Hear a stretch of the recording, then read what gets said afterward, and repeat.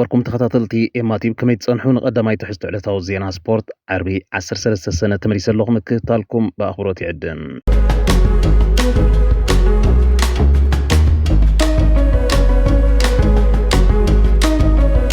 ወደ 51 ዓመት ዴንማርካዊ ኣሰልጣኒ ቶማስ ፍራንክ ንኣውስትራልያዊ ኣንጅ ፖስት ኮግሉ ተኪኡ ኣብ ቶተንሃም ከም ዝተመዘን ክሳብ 2028 ዝጸንሕ ውዕል ከም ዝኸተመን ተረጋጊጾም ንዝሓለፉ 7 ዓመታት ኣብ ክለብ ብሬንትፎርድ ከሰልጥን ዝጸንሐ ፍራንክ ነታ ክለብ ብ2021 ናብ ፕሪምየር ሊግ ክድይብ ድሕሪ ምኽኣሉ ነታሕቲ ከይተመልሰት ብቋሚ ናይ ፕሪምየር ሊግ ጋንታ ኮይና ክትቅጽልን ሎማ ዓመት ድማ ጥቓ ኣብ ኣውሮጳ ዘሳትፍ ደረጃ ከም መጣጥራን ድሕሪ ምኽኣሉ እዩ ጻውዒ ዝተፈላለየ ዓበይቲ ክለባት ክመጽኡ ምጽንሑ ክደጋገም ድሕሪ ዝጸንሐ ሓበሬታታት መወዳእቱ ነታ ብመገዲ ኣውሮጳ ሊግ ኣቢላ ኣብ ቻምፒዮንስ ሊግ ተሳትፎ ኣዘረጋገጸት ቶተንሃም ክዕልም ተስማሚዖም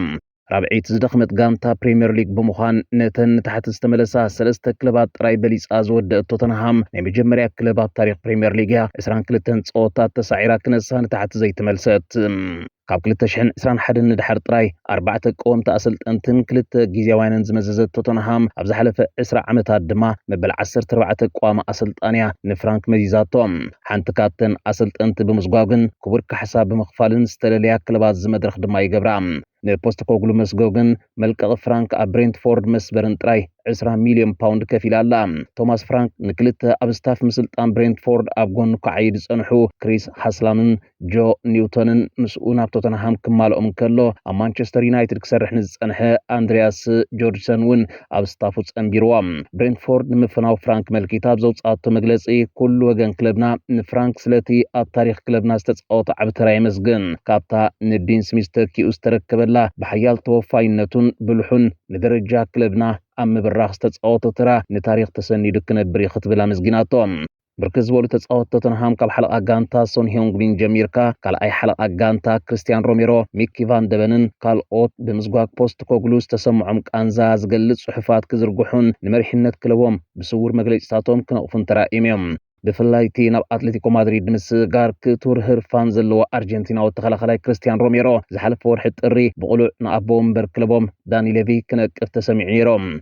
توماس فرانك أب هاجروم تصبو جيروز فلطونا يقدم كافة لليفربول يان مولبي نوساني توتنهام كما يري أو كنعمرج أدي فرانك تحديتو حيل فرانك انت دقات سجن تعذيبو بقصبت ناي مفتح السجوم تزوسدن زفتحون مخانونيوم ما نما سلت أنا دما زعينة حيلك هلو إزلوهم بزحات أبرينتفورد እናተጽ አገመ ዝጓዓዝ ዘሎ ዝመስሎም ሰባት ነይሮም እዮም ምስ ዓቕምታ ጋንታን ዝነበሩ ሕጽረታትን ተዓዚብካ ግን ቋሚት ኣብ ፕሪምየር ሊግ ትጻወት ጋንታ ቀይርዋ አይቫን ቶኒ ምስተሸጠ በቅጽበት መፍትሕ ምሂዙ ንስምረት እንብሞን ዊሳናር ኢና ስለዚ ቶተንሃም ቁንዕ ምርጫ ወሲዳ እንተ ደአን ፍልስፍን ወተረዲአቶን ባይታን ጽፋትሉን ለዋጥ ስራሕ ከሪኤና ይኽእል ኢሎም ስካይ ስፖርት ንሓይል ዝኣሰልጣኒ ቁጥርታት አሰኛብ ዘቅርበቶ ጸብጻብ ካብ ብዙሓት አሰልጠንቲ ዝፈልዮ ሓደ ዓይነት ወይ ፕላን ኤ ጥራይ ሒዙ ዘይቀርብ ምዃንዮም ብሬንትፎርድ ኣብ ሓደ ጾታ ክሳብ ፕላን ሲ ዝዝርጋሕ ዝተፈላለየ ባህር ዝነበራ ጋንታ ገይሩ ከም ዝሰርሓን ስለዚ ድማ በቀሊል ክትርዳእ ዘይትኽእል ጋንታ ዝነበረት ኢላ እቲ ዛዕበየ ድኻም ቶተንሃም ዝነበረ ድማ ፖስት ኮግሉ እታ ዝፈልጣ ስልቲ ወይ ሞት ክብል ኣብ 22 ጾታት ቀቲልዋ ምውፁእ እዮም እቲ ሕቶ ኮይኑ ዝተርፍ ግን ዳኒ ሌቪ ንቶማስ ፍራንክ ውን ከምቶም ዝሓለፉ ምስ ናይ ምግባር ዓቕሞም ብሰንኪ ዘይጥዑይ ሃዋሁ ክሰርሑ እናኽኣሉ ተስፋ ዝሰኣኑ ኣሰልጠንቲ ምስራሕ ከይከልኦ እዩ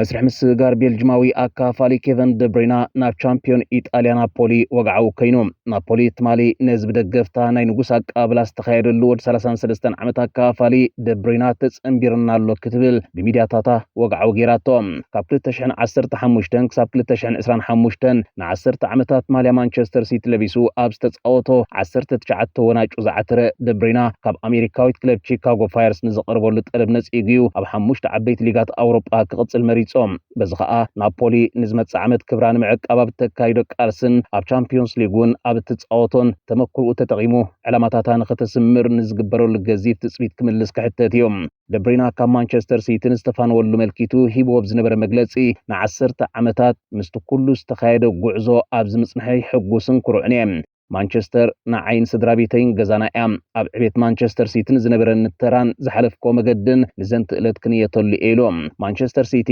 ነዚ ካብ ዝበልሑን ዝበለጹን ኣካፈልቲ መድረኽ ፕሪምየር ሊግ ብምዃን ዝዝከርን ንጉስ ቀረባት ደብሪና ንምትካ ከቢድ ስራሕ ክጽበያ ምዃኑ ኩሉ ዝሰማምዓሉ ሓቂ ነይሮም እንሆ ድማ ንኔዘርላንዳዊ ቲጃኒ ራይንደርስን ፈረንሳዊ ሪያን ቸርክን ኣቦትኡ ክጻወት ዝኽእሉ ገዚፎ ፍርድ ብምክያድ ብቕጽበት ክትዓብሶ ፈቲና ኣላ ክሳብ ክንዲ ምንታይ ክስራሓላ እዩ ግዜ ጥራይ ዝምልሶ ቀንዲ ስራሕ ኬቨን ደብሪና ኣብ ናፖሊ ምስቲ ብሉፅ ተጻዋታይ ሴሪኣ 2025 ዝተሰምየ ስኮት ማክቶሚናይ ተዘካሪ ልፍንቲ ምምስራትን ንወዲ ሃገሩ ሮሜሉ ሉካኩ ድማ ዝያዳ ሎም ዓመት ሸወታ ዘመዝግበሉ ቀረባት ምህንዳስን እዩ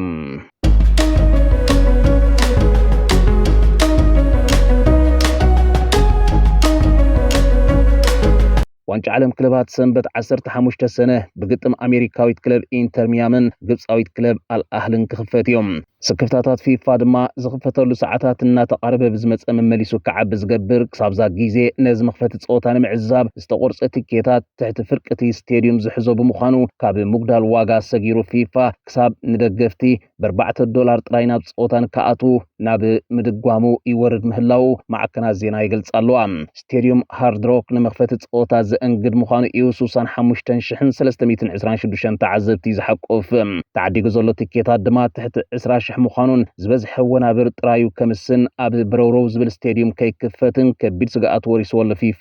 ንሽልማት ጥራይ ገዚፍ ወጻኢታት ኣካይድ ዘሎ ፊፋ ካብ ሽያጥ ቲኬታትን ተራእይነትን ክመልሶ ይመደብ ነይርዎ ኣብ ምጅማሩ ግን ከምቶም ካልኦት ዓበይት ውድድራት ህንጥይነት ከይሰፈኖ እዩ ክኽፈት ክልተ መዓልታት ጥራይ ተሪፎም እዚ ውድድር ልዕሊ ከም ቻምፒዮንስ ሊግ ዝመሰለ ተፈታዊ ናይ ክለባት ፀወታት ክብርኽ ዝብል ርእሰ ምትእማን ዝነበሮ ፊፋ ወርሒ ታሕሳስ ዕጫ ክወድቕ እንከሎ ዘርግሖ ዝሓሰረ ቲኬት $349 ነይሩ ዋግኦም በዚ መጠን ሰብ ክዕድጎ ሸውሃት ከም ዘይብሉ ተረዲኡ ድማ ፈለማ ብፍርቂ ቀኒስዎም ሕጂ ከዓ ናብ $67 ኣውሪድዎም በዚ እውን ተዓዛቢ ነዚ ናይ መኽፈቲ ፀወታ ክርኢ ቲኬታት ጣምጣም ክብሎ ዘይተዓዘበ ፊፋ ንተምሃሮ ናብ $20 ኣውሪድሎም እዚ እውን ለውጢ ኣየምፀን ሎሚ ኣብ ድሮ መኽፋት ውድድራት ንሊዮነል ሜስን ኢንተር ሚያምን ንምዕዛብ ቲኬት $4 ክትረክብ ዝከኣል ኮይኑ ይበሃል ኣሎ ነዚ ናይ መኽፈቲ ፀወታ ስዒቦም ሶኒ ኣብ ዝካየዱ ፀወታት $33 ቲኬታት ክትረክብ ነፃ ኮይኑ ይርከብ ምናልባት ዝመኽፈቲ ፀወታ ኣብ ታሪኽ እቲ ሊዮነል ሜስን ዘለዎ ግጥም ዝሓሰረ ክፍሊት ዝሓተተ ብምዃን ኣብ መዝገብ ክብረ ወሰን ክሰፍር ይኽእል እዮም እቲ ዝኸፍአ ዝገብሮ ድማ እዚ ናይ መኽፈቲ ፀወታ ኣብዚ ንሕና ዘለና ዞባ ቀርኒ ኣፍሪቃ ኮይንካ ንኽትዕዘቦ እውን ዘይምችእ ምዃኑ እዩ ብኣቆፃፅራ ሃገርና ለይቲ ሰዓት 3 ስለ ዝካየድ ሰንበት ዝካየዱ ፀወታት ይሕሹ ባየር ሙኒኽ ምስ ኒውዚላንዳዊት ክለብ ኣውክላንድ ሲቲ ተካይዶ ሰዓት 7 ንዕኡ ስዒቡ ድማ ካብ ዝበለፁ ናይ ምድብ ፀወታ ዝውሰድ ፒኤስጂን ኣትሌቲኮ ማድሪድን ዘካይዶ ግጥም ሰንበት ምሸት ሰዓት 10 ተሰሪዕሎም ነዚ ክልተ ፀወታ ስዒቡ ደጋፊ ቸልሲ ኮይንካ ናይ ክለብካ ግጥም ክትዕዘብ ምስ ትደሊ ናብ ሶኒ ኣብ ዘውግሕ ለይቲ ሰዓት 2 እያ ኣንጻር ኣሜሪካዊት ክለብ ሎስ አንጀለስ ኤፍሲ ክትጻወት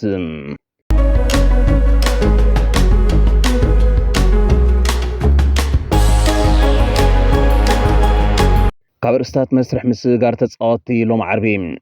ሊቨርፑል ኣብ ፍሎራይን ቨርትዝ 114 ሚልዮን ፓውንድ ወጻኢታት ድሕሪ ምክያድ ንቐዳማይ ባህጋ ኮይኑ ዝጸንሐ ኣጥቃዒ ኒውካስል ኣሌክሳንደር ኢሳቅ ኣብ ሓደ ክራማት ብካብኡ ዝገዘፈ ክፍሊት ከተምጽኦ ከም ዘይኮነት ካብ ምግንዛብ ነቲ ንክለብ አልሂላል ነጺጉ ኣብ ፕሪምየር ሊግ ንምጽዋት ምስ ማንቸስተር ዩናይትድ እውን ርክብ ከካይድ ምቕናዩ ዝግለጽ ወዲ 26 ዓመት ናይጀርያዊ ኣጥቃዓይ ቪክተር ኦሲመን ምፍራም ኣብ ግምት እትያቶ ከም ዘላ ተገሊጾም ቸልሲ እውን ምስ ሊቨርፑልን ማንቸስተር ዩናይትድን ኣብ ኦሲመን ተገዳስነት ከም ዘለዋ ተፈሊጥሎም ኣሰልጣኒ ባየር ሌቨርኩሰን ኤሪክ ተንሃግ ነቲ ብሊቨርፑል 40 ሚልዮን ፓውንድ ተተሚኑ ዝርከብ ወዲ 22 ዓመት ማእከል ተኸላኻላይ ጀረል ኳንሳ ደሊዎ ከም ዘሎ ዘኣትሌቲክ ገሊጻ ኣብ ሊቨርፑል ቦታ ሒዙ ክጻወት ዘሎ ተኽእሎ ትሑት ምዃኑ ዝግንዘብ ኳንሳ ብቡንደስሊጋ ክመጽኦ ንዝጸንሐ ጻውዒት ካልኦት ክለባት እውን ተመሲጥሉ ምቕናዩ ይግለጽ PSG ነቲ ካብ ባየር ሙኒኽን ሊቨርፑልን ብማዕረ ተገዳስነት መጽኦ ዘሎ ወዲ 22 ዓመት ፈረንሳዊ ኣጥቃዓያ ብራድሊ ባርኮላ በዛ ክራማት ክሸጡ መደብ ከም ዘይብላ ብምፍላጥ ዓጽያቶም ብወዲ ሃገሩ ደዚረ ድወ ቦትኡ ተመንጢሉ ንዝበዝሐ ክፋል ካልኣይ እግርዛ ዝሓለፈት ዓመት ተቐያሪ ኮይኑ ዝሓለፎ ባርኮላ እኹል ናይ ጾታ ግዜ ዘይረክብ እንተኾይኑ ምውጻእ ከም ኣማራጺ ጠሚትዎ ከም ዘሎ ለኢኪብ ገሊጻ ቀንያ ስካይ ጀርመን ከም ዝሓበረቶ ባየር ሙኒክ ንመልቀቕ ዋጋ ወዲ 22 ዓመት ስጳኛዊ ኣጥቃዓይ ኒኮ ዊልያምስ ድሕሪ ምብጻሓ ብክለቡ ኣትሌቲክ ክለብ ምስታ ጋንታ ንክዘራረብ ተፈቒድዎም። ኣርሰናል እዚ መስርሕ ናብ መፈጸምቲኡ ገጹ ኣብ ዝኸዶ ዘሎ ድሒራ ክትኣትዎን ተፈተነት እውን ክትዘርጎ ዘለዋ ተኽእሎ ድኹም ምዃኑ ተነጽር ስካይ ጀርመኒ። ኤሲ ሚላን ነቲ ኣርሰናል ንመሸጣ ክተውርዶ ቅርብቲ ዘላ ወዲ 28 ዓመት ዩክሬናዊ ተኸላኻላይ ኦሌክሳንደር ዚንቼንኮ ከተፈርም መደብ ሒዛ ከም ዘላ ተገሊጾም። ነቲዮ ሄርናንደዝ ናብ ኣትሌቲኮ ማድሪድ ክሸጦ ተስማሚዓ ዝብል ወረታት ይናፈስ ብዘሎ ዚንቼንኮ ተካይኡ ክኾና እያ ምስ ኣርሰናል ክትዘራረበሉ ቅርብቲ ከም ዘላ ዝግለጽ። ብዘይካዚ ኣሰልጣኒ ሚላን ማክሲሚሊያኖ ኣሌግሪ ንጃኮብ ኪቪየር እውን ደሪቡ ካብ ኣርሰናል ክፈርም መደብ ኣለዎም።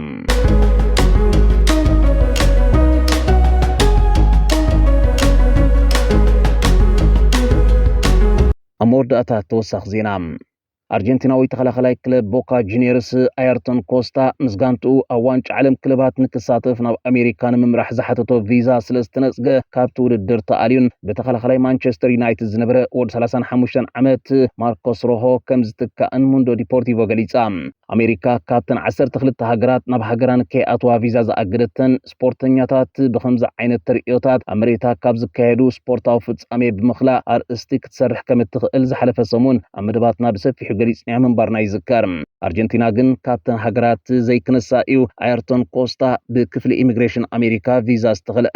እቲ ምኽንያት እዚ ተኸላኻላይ ኣብ ሃገሩ ክልተ ገዚፍ ገበን ዝፈጸመ ምዃኑ ድሕሪ ባይቱ ይነገር። ብ2018 ኣብ ግሩፖ ስርቂ ተዋሲኡን ተኣሲሩን ብዋሕዚ ድማ ተለቒቖም ብድሕሪኡ ናብ ፍርዲ ቀሪቡ ግቡእ መቕጻዕቱ ኣይወሰደን ይበሃል። ድሕሩ ድማ ብዶሜስቲክ ቫዮለንስ ምዕግርጋር ቤት እውን ተኸሲሱ ገና ፍርዱ ብዝግባእ ከም ዘይወሰደ ካብ መገንዛቢው በአሜሪካ ቪዛ ተኸሊኡ ዝብል ርዲኢተን ኣስፊረን ንረኽበን ሙንዶ ዲፖርቲቮን ማርካን። ብ2007 ኣመዛዘመ ፀወታ ዋንጫ ክለባት ዓለም ረጊፃ ብኤሲ ሚላን 4-2 ዝተሰዓረት ቦካ ጁኒየርስ ካብ ዝኸበዱ ምድባት ይበፂሕዋ ዘሎ ምስ ኣውሮፓውያን ክለባት ባየር ሙኒክን ቤንፊካን ከምኡ ድማ ኒውዚላንዳዊት ክለብ ኦክላንድ ሲቲ ክትገጥም እያ። ነዚ ቪዛ ተኸሊኡ ተሪፉ ዘሎ ወሳኒ ተኸላኻለያ ኣየርቶን ኮስታ ድማ ብከቢድ ክትከስሮ ምዃና ማዕከናት ዜና ሃገራ ይገልጻ። ቦካ ጁኒየርስ ፈለማ ቪዛ ምስ ተነጽገ ካልኣይ ግዜ ይግባይ ኢላ እኳ ንውሳኔ ክፍሊ ኢሚግሬሽን ኣሜሪካ ከተቐይር እንተፈተነት ካልኣይ ጠለባ እውን ብተመሳሳሊ ምስ ተነጽገ እያ ተስፋ ስኢና ገዲፋቶ ናብ ኣሜሪካ ኣትያ። ንምክትታልኩም ይመስግን። ኣብ ቀጻሊ ክሳብ ንራኸብ ሰሰናይ